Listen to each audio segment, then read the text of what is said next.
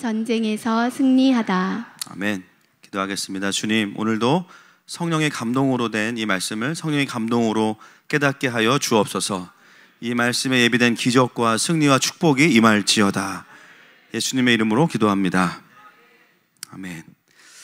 예, 요번 이제 여름에 들어오면서 좀 컴백의 시즌인 것 같아요. 또 대만에서도 오셨고, 또 오늘 우리 현석 형제가 또 DTS 잘 받고 돌아왔습니다. 그래서 재정이 부족해서 어떻게 해서 음료수 나눠드리는 건 아닙니다. 감사의 표시예요. 그래서 너무 감사하고 열방의 기름이 모이고 있습니다. 기도하는 가운데 하나님께서 물론 이제 절기로서의 희년도 있지만 영적인 희년은 어떤 의미겠어요? 예수님이 오셔서 그 자유함이 완성된 거예요. 할렐루야. 그래서 이 시간이 또 우리 하늘마음교회는 또 해방과 회복의 시간인 줄 믿습니다. 그래서 하나님께서는요, 저희 하늘마음교회 이제 돌아오는 주부터 원래의 사명을 다 회복시키셔서 또 이제 몽골로 출격을 합니다. 그래서 또 오늘 예배가 중요한 것 같아요. 자, 오늘 킹덤 계시록 강의 35번째 시간입니다. 이 19장 이 전반부는 우리가 지난주에 봤던 것처럼 어린 양의 혼인잔치였습니다. 어린 양의 혼인잔치. 그래서 신부와 또 그 결혼식에 초대됐던 하객들에 대해서 우리가 지난주에 함께 말씀을 보았고요. 그걸 보면서 깨달은 것은 유대인들의 결혼 풍습 속에 이미 다시 오실 예수님에 대한 모든 메시지가 다 들어있다는 거예요. 유대인들은 결혼식을 하고 절기를 지킬 때마다 그들의 삶에 뭐가 있냐면은 주님 다시 오신다. 할렐루야. 이 반복이 계속되는 것이 아니라 결국 완전한 희년이 임한다. 이것을 기대하면서 살아가는 것이 그들의 인생이었습니다. 지난주에는 신부가 이제 준비됐고, 오늘은 뭐냐면 이제 신랑이 입장하는 거예요. 근데 결혼식의 모티브가 아니고요, 신랑의 입장은 뭐냐면 전쟁에서 승리하는 장군입니다. 그래서 이 신랑의 입장은 결혼식을 넘어서서 지금까지 인류 역사상 창세기 2장 이래로 있었던 모든 영적인 전쟁에, 물론 예수님께서 그 권세를 이미 다 깨뜨리셨지만 실제하는 모든 어둠의 권세가 깨트려지는 장면이 바로 오늘이에요. 그래서 아마겟돈 전쟁, 우리가 많이 들어본 단어고 또 알고 있는 내용들인데, 아마겟돈 전쟁에 대해서 설명을 좀 드리겠습니다. 오늘 이 전쟁이 아마겟돈 전쟁이거든요. 그래서 어떤 분들은 바벨론이 지난 그 장에서 멸망했는데 왜 또 전쟁이 있을까? 그렇게 생각하는 분들도 있을 것 같아요. 여러분, 이게 이제 순서적으로는 18장, 19장 이렇게 나오지만 거의 동시다발적으로 일어나는 현상입니다. 다만 바벨론의 멸망에서 이야기하는 것은 뭐냐면 사단이 만들어 놓은 인간의 나라의 시스템은 스스로 붕괴한다. 이것을 말하는 것이고, 오늘 아마겟돈 전쟁은 뭐냐면요, 그 사단과 군대가 이제는 직접적으로 예수님을 대적하기 위해서 오는데 그 남아있는 우두머리들마저도 오늘 다 멸망한다라는 겁니다. 이 아마겟돈 전쟁은 이미 에스겔서 38장, 39장 그리고 스가랴서에서 예언하고 있죠. 에스겔서 38장, 39장에서는 이 곡과 마곡 전쟁, 아마겟돈 전쟁이 섞여 있어요. 곡과 마곡은 언제냐? 천연왕국 끝나고 나서 전쟁이라고 하기엔 좀 애매해요. 왜냐하면 모으자마자 바로 심판받으니까. 근데 그 곡과 마곡과 이 오늘 보는 아마겟돈 전쟁이 섞여서 기록되어 있는 본문이 에스겔 38장과 39장입니다. 그래서 그거 이제 분별만 해도 오늘 하루 다 가요. 그래서 그거는 넘어가고 기회가 될 때 하겠습니다.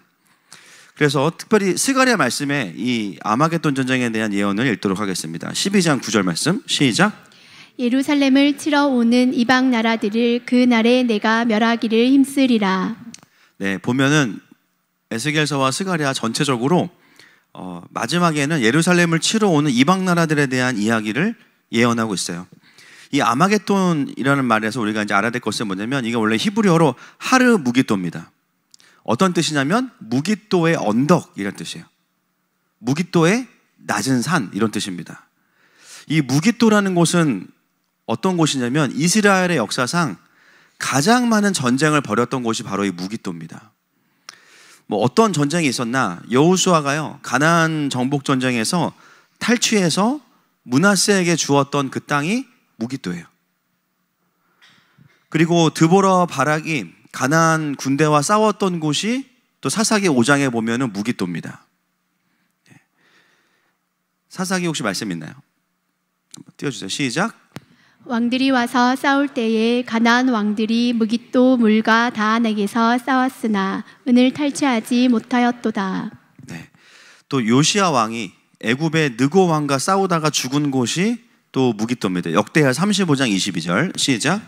요시야가 몸을 돌이켜 떠나기를 싫어하고 오히려 변장하고 그와 싸우고자 하여 하나님의 입에서 나온 느고의 말을 듣지 아니하고 무깃도 골짜기에 이르러 싸울 때에. 네, 바로 요시야 왕이 죽은 곳이고요. 또 근현대사로 넘어오면은 이곳이 어떤 의미가 있냐면 1차 세계대전에서 전쟁이 벌어졌는데 이때 영국군이 에드먼드 앨렌비라는 장군이 예루살렘을 그 당시에 오스만으로부터 다시 회복하고 탈취하기 위해 싸웠던 곳이 어디냐면은 바로 이 장소입니다. 그래서 이스라엘을 회복하고 다시 수복했던 그 전쟁의 장소가 무깃도예요. 그래서 이 무깃도가 갖는 역사적이고 영적인 의미는 뭐냐면 예루살렘을 탈환하라입니다. 이게 바로 그래서 거기에서 마지막에 아마겟돈 전쟁이 또 일어나는 거죠. 그래서 이 무깃도라는 것은 단순한 지명을 넘어서서 예루살렘에게 있어서 어떤 의미냐면요, 예루살렘을 수비하고 지키고 승리하는 게이트와 같은 것이 무깃도입니다. 여러분, 우리나라에도 이런 의미를 갖고 있는 장소가 있어요. 어디일까요? 인천입니다. 느낌이 확 오시죠? 인천 상륙작전. 그죠? 그래서 인천에 가면요, 경비하는 분들이 많아요. 또 부산도 그런 곳이에요. 부산에 가면 경비하는 분들이 많아요. 희한합니다. 영적인 의미를 가지고 있어요. 우리가 이제 곡과 마곡 전쟁과 아마겟돈을 같이 보면 안 되고요, 분리해서 보셔야 되고, 이 예수님이 재림과 함께 일어나는 전쟁에서의 승리하는 전쟁은 아마겟돈 전쟁이다, 이제 아시면 되겠습니다. 그러나 이 두 전쟁의 공통점이 있어요. 이스라엘을 대적하기 위해서 열방의 군대들이 모인다는 겁니다. 그거는 같은 그림이에요. 자, 계시록 16장 13절 14절 말씀 다시 한번 확인해 보겠습니다. 시작. 또 내가 봄에 개구리 같은 새 더러운 영이 용의 입과 짐승의 입과 거짓 선지자의 입에서 나오니 그들은 귀신의 영이라. 이적을 행하여 온 천하 왕들에게 가서 하나님 곧 전능하신 이의 큰 날에 있을 전쟁을 위하여 그들을 모으더라. 네, 16장에 보면 이제 이때가 되면 어떻게 돼요? 그 악한 영들이 거짓 선지자의 입에서 나와서 매개체를 통해서 사역하는 게 아니라 직접 사역합니다. 여러분, 우리가 예수님께서 죽으시고 승천하시고 나서 성령께서 오셨어요. 육신에 거하시지 않기 때문에 온 열방을 다니면서 시간과 공간을 초월해서 사역하십니다. 이 구조를 사단도 똑같이 따라합니다. 이제는요, 용의 입과 짐승의 입에서 나와서 온 천하에 다니면서 그들을 미혹하고 선동해서 전쟁을 위해서 그들을 모으기 시작해요. 여러분, 이 마지막 때의 아마겟돈의 연합은 그 가장 영적인 분별을 해보면 그 동기는 뭐냐면 미혹을 통해서 모인다는 거예요. 미혹의 문제라는 거예요. 여러분, 이거를 정확히 짚고 가야 됩니다. 어떤 가치의 문제가 아니에요. 미혹이라는 건 뭐냐면 속여서 아닌 거를 옳은 것처럼 느끼게 만드는 게 미혹이거든요. 결국 이스라엘을 공격하기 위해 모이는 사람들은요, 민족 간의 다툼이나 이권이나 어떤 가치의 문제로 보여질 수도 있지만 그 핵심에는 뭐가 있냐면요, 미혹이 있어요. 이스라엘을 적대시하고 죽이고자 하는 영적인 반항심이 있어요. 하나님을 향한 대적하는 마음들이 있어요. 그동안 사단은 바벨론을 만들어서 사람들을 가짜 하나님 나라, 가짜 인간의 나라를 만들어서 사람들을 거기로 막 오게 했습니다. 그런데 이제 바벨론이 없어요. 어떻게 해요? 직접적으로 이스라엘을 공격하러 갑니다. 그래서 열방에서 두 개의 흐름이 존재해요. 이스라엘로 가는 경배자들의 흐름이 하나 있고요, 이스라엘을 죽이러 가는 자들의 흐름이 있는 거예요, 동시에. 그래서 이것은 언제까지 이어지냐면 이제 천년왕국까지, 경배대로는 천년왕국까지 쭉 이어지고 그 전에 이제 전쟁은 끝나겠죠.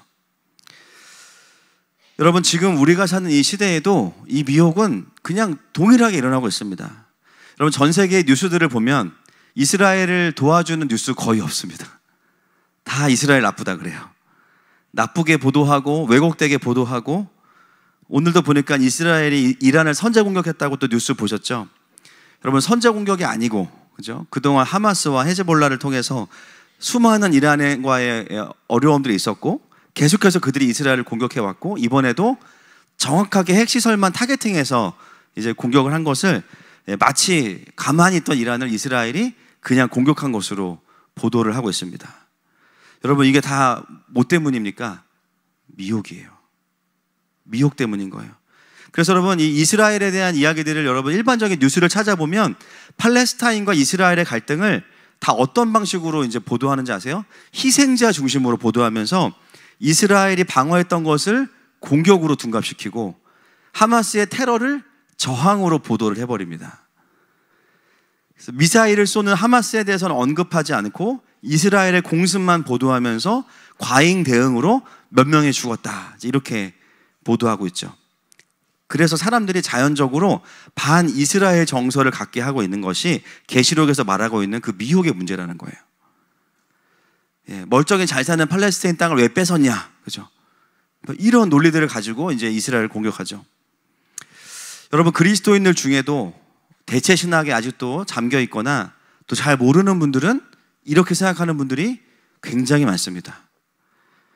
그러면서 이 이스라엘은 그 성경에 나오는 이스라엘이 아니다라고 말하면서 이스라엘 맹렬히 공격하는 수많은 신학자들과 교회들이 여전히 있어요. 여러분, 계시록은 뭐라고 이야기하냐면 그것은 미혹의 문제라고 이야기합니다. 미혹의 문제. 성경과 정반대로 보고 있으면서 그것을 하나님의 나라라고 생각하고 있는 것 자체가 미혹이에요. 여러분, 이 마지막 때에 이 가스라이팅의 매트릭스 캡슐에서 나와야 됩니다. 계시록은 계속해서 우리에게 말해요. 바벨론에서 나오라고. 그것은 미혹이라는 거예요. 거짓 선지자의 입에서 나온 영들이 전 세계를 다니면서 하고 있는 일들이 이런 거예요. 그래서 그리스도인인데 이스라엘을 나쁘게 보고 누가 봐도 사회주의 세계관을 따라가고 있는 운동과 연합인데 그걸 지지하고, 여러분, 그것은 가치의 문제가 아니고 미혹의 문제입니다. 여러분, 소돔과 고모라는요, 고쳤을 게 없어요. 그 속에 선한 게 있어 보이고 좋은 게 있어 보이죠. 그래서 뒤를 돌아보면 어떻게 됩니까? 소금 기둥이 되는 거예요. 그죠? 가장 빠른 길은 뭐냐면 바벨론에서 빨리 손 털고 나오셔야 됩니다. 할렐루야.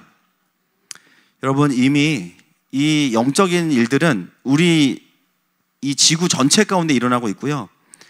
그 핵심은 뭐냐면 사단의 나라가 예수님의 몸인 교회를 대적하러 오고 있다는 거예요. 이것은 영적인 본능이고 영적인 반항심입니다. 여러분, 분명한 하나님의 나라가 풀어지고 하나님 나라의 가치가 풀어질 때 거기에 반드시 뭐가 있냐면 왜곡과 반발이 있어요. 공격이 있어요. 이것은 단순히 견해의 차이가 아닙니다. 영적인 특성이에요. 깨어있는 교회는 세상의 가치관에 의해서 공격을 받고 핍박을 받습니다. 미움을 받아요. 그래서 마지막 때에 우리가 깨어있는 하나님의 사람으로 살려면 어떤 준비가 되어 있어야 돼요? 미움받을 권리가 있습니다. 축복합니다. 엿을 한번 째려봅시다. 시작. 자, 이런 거 버텨야 됩니다. 여러분, 이 계시록을 보면서 성경은 갑자기 없던 일이 일어나는 것보다는 반복된다고 말씀드렸어요. 반복되면서 그것이 익숙하고, 아, 이렇게 해서 곧 주님이 오시겠구나, 이 세상이 이제 끝나는구나 알 수 있게 하죠. 우리의 삶에서도 아마겟돈 전쟁이 있어요. 내 마음속에 누가 있냐면 하나님을 사랑하고 하나님을 위해 살고 싶은 마음도 있지만 그 마음을 조롱하고 비난하고 끌어내리는 마음들이 사방에서 몰려옵니다. 내 마음이 무기또예요. 그 군대들의 이름을 보면 조롱, 너 지금 뭐 하는 거냐? 두려움, 그렇게 살면 안 된다. 무기력, 너가 해도 소용없어, 안 바뀌어. 부정하는 거, 아무것도 안 바뀔 거야. 여러분, 얘네들이 다 뭐예요? 아마겟돈 전쟁에 오는 악한 영들입니다. 그래서 이들이 하는 일이 뭐냐면 내 안에 있는 하나님의 나라를 무너뜨리려고 그러는 거예요. 미혹하든지 무너뜨리든지. 그런데 이 공격과 전쟁에서 어떻게 승리합니까? 오늘 19장에 보니까 답은 하나예요. 주님이 오셔야 됩니다. 야, 이 많은 전쟁과 이 비진리와 이 수많은 적들을 어떻게 이기지? 답은 하나예요. 한 분만 오시면 돼요. 백마탄자 이만희 씨가 아니고, 그렇죠? 예수님이 오시면 되는 거예요. 여러분, 어떻게 우리의 삶에 예수님이 오십니까? 우리가 경배할 때 주님이 오십니다. 하나님의 임재가 풀어지고 하나님의 통치가 회복되는 순간 그 수많은 적들이 다 사라져요. 오늘 본문에 보면 뭐냐면 새들이 와서 그들의 살을 뜯어먹는다고 이야기해요. 그렇게 기세 등등했던 수많은 비진리의 메시지들이 어느 순간에 그 기세가 꺾여서 다 유황불에 던져지고 태워지는 것입니다. 여러분, 오늘 이 승리가 있을 것을 선포하고 축복합니다. 바로 이 19장의 승리가 오늘을 살아가는 우리에게도 동일하게 주어졌다는 거예요. 자, 11절 말씀 같이 읽어보겠습니다. 시작. 또 내가 하늘이 열린 것을 보니 보라 백마와 그것을 탄 자가 있으니 그 이름은 충신과 진실이라. 그가 공의로 심판하며 싸우더라. 여러분, 초림하셨던 예수님, 그때는 무엇을 타셨습니까? 예수님께서 나귀 새끼를 타셨어요. 나귀 새끼, 욕 아닙니다. 어린 나귀를 타셨어요. 그래서 여러분, 그게 얼마나 우스꽝스럽냐면 어린 나귀는 작은데 예수님은 키가 있잖아요. 나귀를 타고 어떻게 가셔야 돼요? 거룩한 모습이 아니에요. 불편한 모습이에요. 보는 사람마다 불편하니까 겉옷을 깔아드리는 거, 내리시라고 빨리. 발을 들고 가셔야 돼요. 여러분, 제가 애들 타는 그 작은 자전거 탄다고 생각해 보세요. 앉아지지도 않지만. 그때는 왜 그런 모습으로 오셨냐면 구약의 예언의 성취이고 또 한 가지는 겸손의 왕이시기 때문에. 겸손의 왕으로 오셔서 그 모습으로 오셨지만 오늘 심판자로 오시는 예수님은 어떤 분이시냐면요, 백마를 타고 오십니다. 백마. 그 당시에 로마의 개선 장군들이 전쟁에서 승리하고 돌아올 때 탔던 말이 바로 백마예요. 그리고 이 백마의 의미는 뭐예요? 승리한 자, 이긴 자입니다. 바로 예수님이세요. 그런데 오늘 11절에서 그 이름을 뭐라고 소개하냐면 충신과 진실이다, 이렇게 이야기해요. 충신과 진실. 조금 더 쉽게 바꿔드리면 충성스럽고 진실하다가 그 승리의 왕으로 오시는 예수님의 이름이라는 거예요. 여러분, 예수님은 여러 성품이 있습니다. 하나님이시기 때문에 하나님만 갖고 계신 성품이 있어요. 뭐 영원함, 그죠? 여러 가지가 있어요. 그런데 오늘 이긴 자로 오시는 그분의 이름에 나오는 이 성품은 하나님으로서의 성품이 아니에요. 바로 완전한 인간으로서의 성품을 말합니다.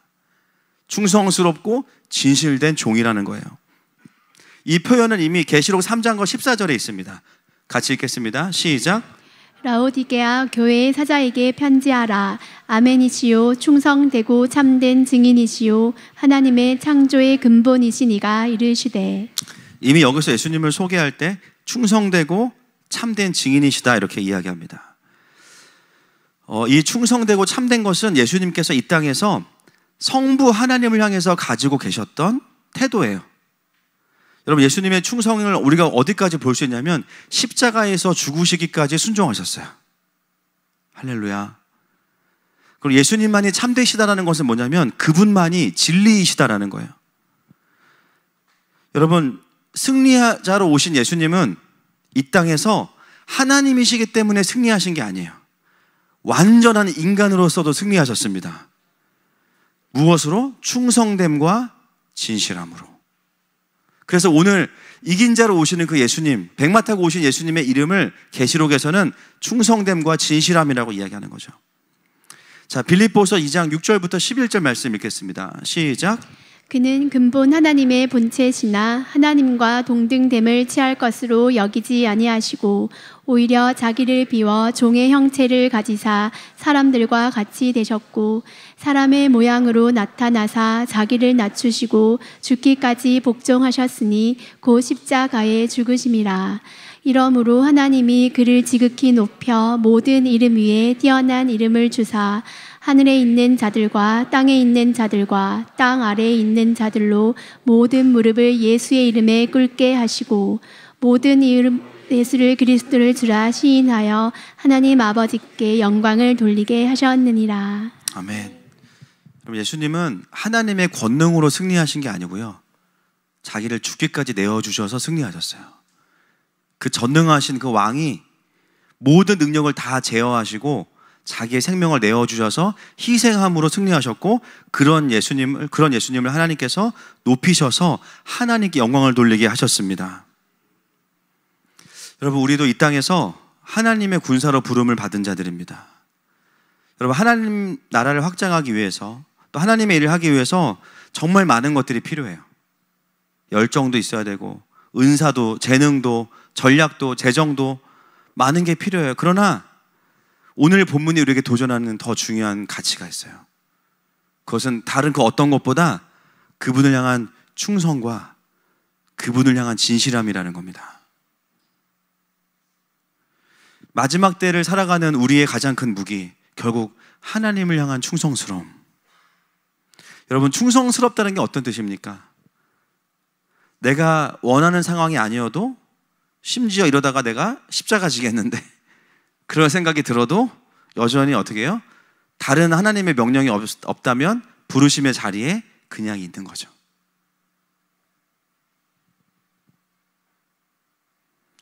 하나님께 충성스러운 것은 그분의 부르심 앞에서 변함이 없는 겁니다.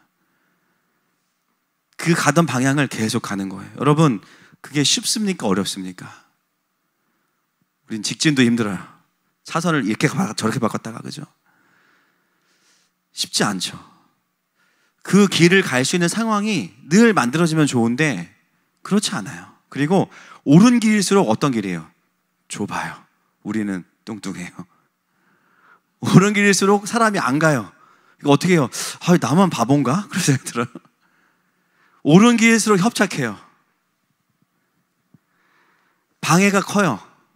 그리고 내 마음도 내 마음대로 안 돼요. 여러분, 오늘 우리가 같이 고민할 한 가지의 주제가 뭐냐면 어떻게 충성스러울 수 있는가라는 겁니다. 여기서 이제, 그죠, 소위 말하는 그 인본주의적인 해석은 뭐예요? 그러니 너도 충성스러워라, 끝. 기도합시다, 이렇게 되는 거예요. 다 맞는 말인데 결국 또 그 충성을 이루기 위해서 우리가 뭘 끌어올려야 돼요? 또 의의를 끌어올려야 또 충성스러워야 돼. 그래서 나중에는 이제 멀리 갔더니, 그죠? 철량하고 고나요.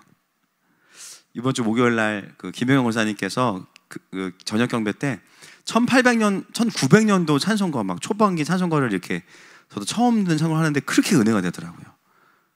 너무너무, 이게 참 형식과 그게 중요한 게 아니구나 깨달았어요.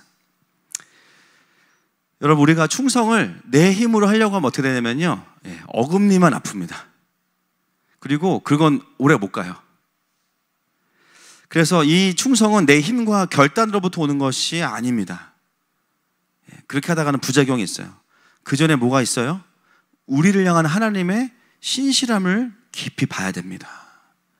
이 충성스럽다가 영어로 뭐죠? faithfulness예요. 믿음직스럽다. 근데 하나님 우리한테 믿음직스럽다라고 말하기가 그러니까는 신실하시다 이렇게 이야기하죠. 그 하나님의 신실하심을 아는 자들이 늘 똑같은 길을 갈 수는 없는데요, 그걸 아는 사람도 어떻게 되냐면 삐끗했다가 다시 돌아옵니다. 실제로 살면서 그럴 수도 있고 마음이 왔다 갔다 할 수도 있지만 결국은 하나님의 그 신실하심을 경험하고 아는 사람들은 계속해서 자신도 충성스러움의 길을 가게 돼요. 히브리서 10장 23절 말씀 보겠습니다. 시작.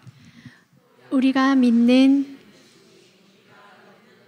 소망을 움직이지 말며 굳게 잡고. 아멘. 바로 그분의 그 신실하심이 우리의 충성스러움을 이끌어내시는 거죠. 자, 사도 바울의 고백을 같이 보겠습니다. 디모데전서 1장 12절입니다. 시작.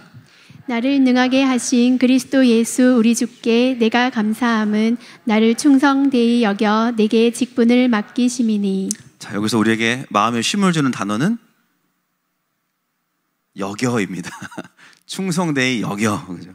이거 뭐예요? 충성스럽진 않지만 충성스럽다 이렇게 해주시는 거예요. 그죠?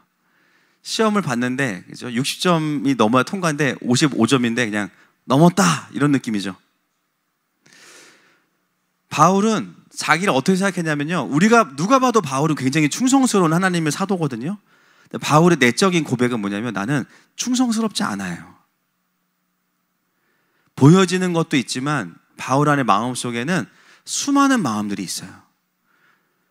여러분, 바울의 삶을 한번 생각해 보시고 내가 그 삶을 살아간다고 한번 생각해 보세요. 가는 데마다 욕먹고, 그죠? 길에서 자야 되고 40에 한 대 감한매를 3번 맞고 강도의 위협, 강의 위협. 여러분, 바울이라고 해서 그 여정을 가면서 기쁘다 계속 그랬겠습니까?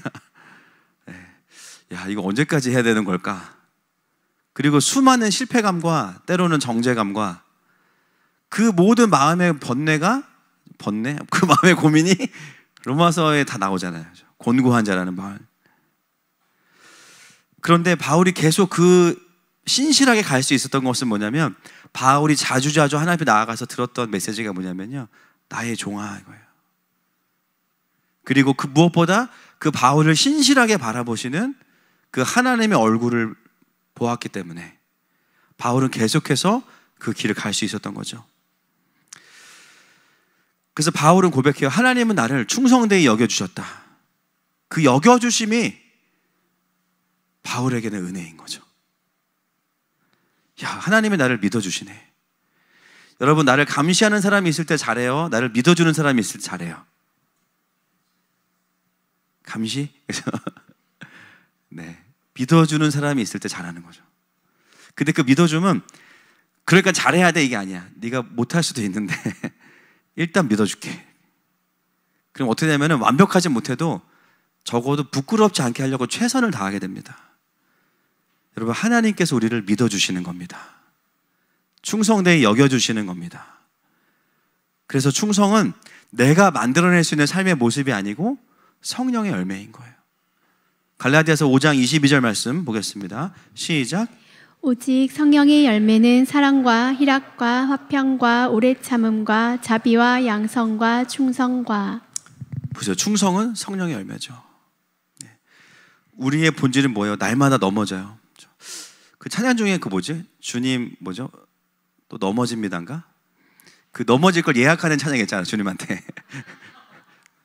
그 너무 웃긴 것 같아. 그거 보면서, 야, 주님께 대놓고 예약을 한다. 주님, 저 넘어질 거예요. 뒤에 한없는 주님의 은혜, 그치? 한없는 주님의 은혜. 이게 반전이에요, 사실. 결국 이 충성의 열매는 날마다 충성스럽지 않은 나를 대면하면서 동시에 나를 충성스럽게 여기시는 하나님 앞에서의 그 민망함이 우리를 충성스럽게 만드는 거죠. 여러분, 왜 충성이 그렇게 중요할까요? 뭐 군대라서 그런 것도 있겠지만, 하나님의 군대. 왜 충성이 그렇게 중요한 성품일까요? 누가복음 16장 10절 말씀 한번 보겠습니다. 시작. 지극히 작은 것에 충성된 자는 큰 것에도 충성되고 지극히 작은 것에 불의한 자는 큰 것에도 불의하니라. 아멘. 여러분, 하나님은 우리에게 작은 일을 맡기시는 것 같지만 결코 작은 일이 아닙니다. 그건 잽이에요, 잽. 작은 걸 맡겨봐야 다. 얘가 어떻게 하나. 대충 해도 되는 일이고, 아무도 안 보는 일이고, 별로 돈도 안 되는 일이고, 해도 티도 안 나는 일이야. 맡겨봐. 근데 이걸 어떻게 여겨요? 하나님이 맡기셨으니까 너무 소중하게 여겨. 하나님 어떻게 보세요? 그거를 큰 것에 충성된 자로 보시는 거예요. 왜 이런 것들을 왜 훈련하시나? 19장 17절 말씀 시작. 주인이 이르되 잘하였다 착한 종이여, 내가 지극히 작은 것에 충성하였으니 10고을 권세를 차지하라 하고. 아멘. 할렐루야. 여러분, 이 땅에서의 지금의 시간은 어떤 시간이냐면, 천년왕국 때 누가 나와 함께 다스릴까를 고르는 시간입니다. 그런데 눈에 보이고 당장 이득이 있는 어떤 일들이 아니라 작은 것 하나 맡기시는데, 이게 왜 부담스러웠냐면 너무나 확실하게 주님이 맡기신 거라는 걸 너무나 확실하게 말씀하신 거예요.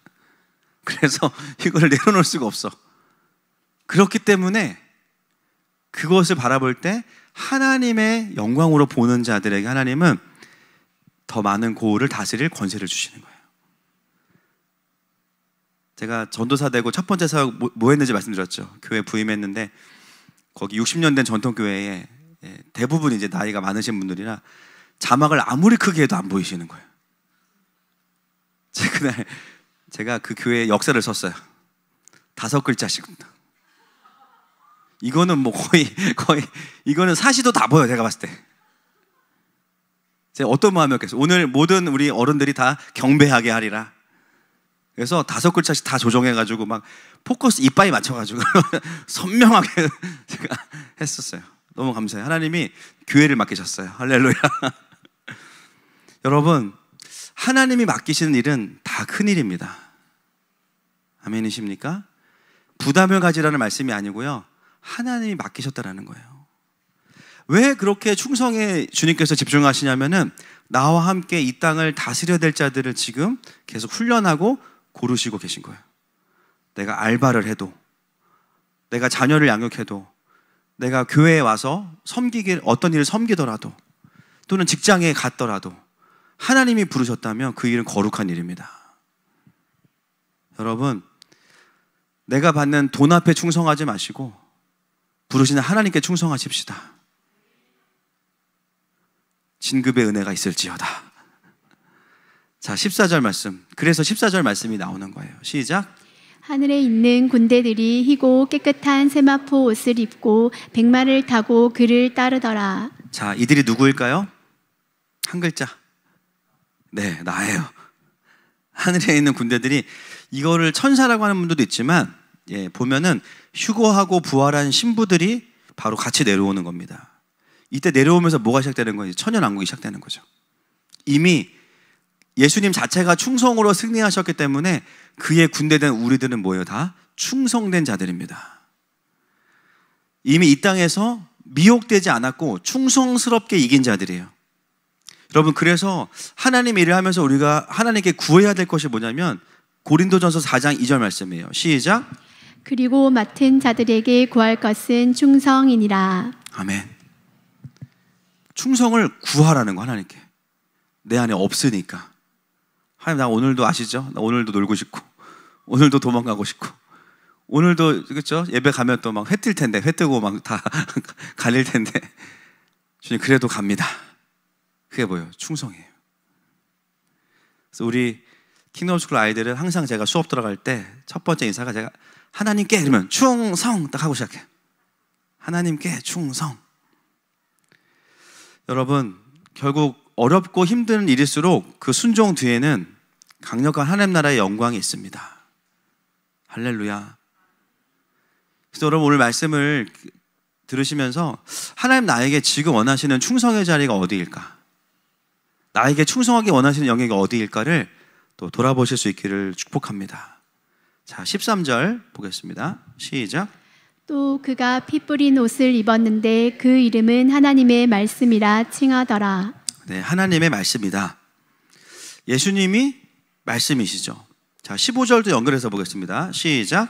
그의 입에서 예리한 검이 나오니 그것으로 만국을 치겠고 친히 그들을 철장으로 다스리며 또 친히 하나님 곧 전능하신 이의 맹렬한 진노의 포도주 틀을 밟겠고. 여러분, 하나님은 말씀으로 세상을 창조하셨는데 말씀으로 세상을 심판하세요. 그의 입에서 나오는 검은 말씀입니다. 아무리 사람들이 뭐 요즘에 상대주의적인 윤리나 규범이나 많은 기준들을 들이대도 결국은 이 세상의 최종적인 선과 악의 기준은 뭐냐면요, 하나님의 말씀이에요. 인본주의 기독교가 무서운 이유는 말씀의 기준이 아니라 사람을 기준으로 만들기 때문입니다. 그래서 어떻게 해요? 결국은 심판받게 만들어요. 그게 미혹인 거예요. 자, 17절 말씀 보겠습니다. 시작. 또 내가 보니 한 천사가 태양 안에 서서 공중에 나는 모든 새를 향하여 큰 음성으로 외쳐 이르되 와서 하나님의 큰 잔치에 모여. 예, 오늘도 잔치가 열렸어요. 지난주에 어린 양의 혼인 잔치, 오늘은 약간 다른 잔치예요. 누가 잔치냐? 공중에 나는 새들이 잔치입니다. 네, 공중에 나는 새들이 잔치예요. 예, 그 잔치가 뭔지 보겠습니다. 18절 시작. 왕들의 살과 장군들의 살과 장사들의 살과 말들과 그것을 탄 자들의 살과 자유인들이나 종들이나 작은 자나 큰 자나 모든 자의 살을 먹으라 하더라. 예, 무슨 잔치예요 이게 지금? 그죠? 살잔치입니다. 살잔치. 고대에는 전쟁이 끝나면 시체들이 평야에 쫙 누워 있으니까요, 아주 기막힌 광경이 펼쳐지죠. 새들이 막 몰려와서 그 시체들을 막 먹어요. 지금 그걸 말하면서 잔치라고 말씀하시는 거예요. 예수님께서 누가복음에서 하신 말씀이 있습니다. 17장 37절 말씀 시작. 그들이 대답하여 이르되 주여 어디 오니이까? 이르시되 주검 있는 곳에는 독수리가 모이느니라 하시니라. 아멘. 바로 이것을 가지고 예언하신 말씀입니다. 그리고 나서 19절과 20절에 보면은 또 다른 장면으로 동일한 사건을 또 보여주는데 19절, 20절 말씀 보겠습니다. 시작. 또 내가 봄에 그 짐승과 땅의 임금들과 그들의 군대들이 모여 그 말 탄 자와 그의 군대와 더불어 전쟁을 일으키다가 짐승이 잡히고 그 앞에서 표적을 행하던 거짓 선지자도 함께 잡혔으니 이는 짐승의 표를 받고 그의 우상에게 경배하던 자들을 표적으로 미혹하던 자라. 이 둘이 산채로 유황불 붙는 못에 던져지고. 오늘 보면은 이 예수님이 오셔서 아마겟돈 전쟁이 끝나는 장면을 다각도로 보여주고 있어요. 그들이 어떻게 죽고 죽은 이후 어떻게 될지. 그러면서 19절 20절에 또 다른 장면으로 보여주고 있습니다. 미혹하던 짐승과 거짓 선지자가 산채로 유황불 못에 던져져요. 이때 던져 19장에. 그래서 어떤 분들은 20장에 보면 최후 심판 때 불못이 나오니까는 그때 던져지나 했는데 언제 던져지냐면 지금 던져지는 거예요. 어떻게 알 수 있냐? 20장 10절 말씀 볼게요. 시작. 또 그들을 미혹하던 마귀가 불과 유황못에 던져지니 거기는 그 짐승과 거짓 선지자도 있어 세세토록 밤낮 괴로움을 받으리라. 마귀가 최종적으로 갔는데 거기 이미 누가 와 계신 거예요? 유황온천에 짐승과 거짓 선지자가 들어가 계신 거예요. 언제? 한 장 앞에 들어가신 거예요 지금. 그래서 이미 거기에 짐승과 거짓 선지자가 있어 괴로움을 받고 있었죠.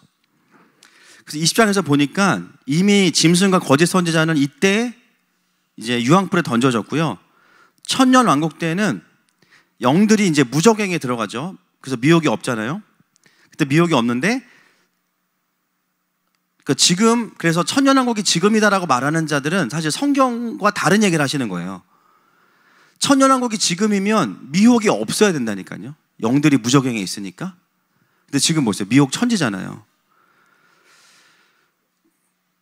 그래서 자꾸만 말씀과 상황 속에서 컨텍스트, 상황을 붙잡는 메시지들은 계속 조금씩 말씀으로부터 이탈해서 말씀과 반대되는 이야기들을 하는데 사람들은 그걸 이상하다고 여기지 않게 만드는 게 미혹입니다. 결국 말씀을 변개해서 사람 위주로 전하기 때문에 사람들이 되게 쉽게 미혹돼요. 그래서 오늘 보면 짐승과 거짓 선지자들은 다 유황불에 던져지고 그 다음에 예수님의 입으로부터 나오는 검으로 죽은 자들, 하나님의 말씀의 기준으로부터 죽게 된 자들은 이 따랐던 백성들이겠죠. 어둠의 백성들은 그 시체가 새들에게 먹히게 된다는 거예요.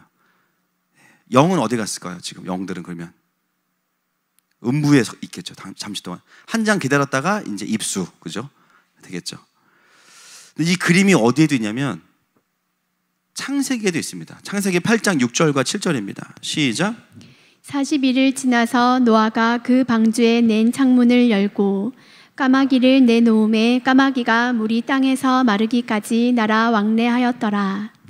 여러분 이 장면이 참 놀라운 장면입니다. 여러분 물은 하나님의 통치거든요. 노아의 홍수가 심판이죠. 그런데 온 지구가 하나님의 물로 가득 차 있는 상황이에요.